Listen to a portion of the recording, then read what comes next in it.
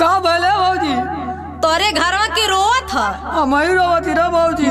काहे तू रोवत हवा? भौजी हमारे साथे बहुत बड़ा धोखा हो गल रे। का भलो?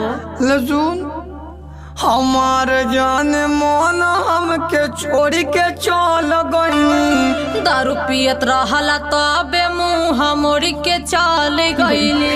दारू पी के कबहू नाही ओके गोरी आवत रहनी।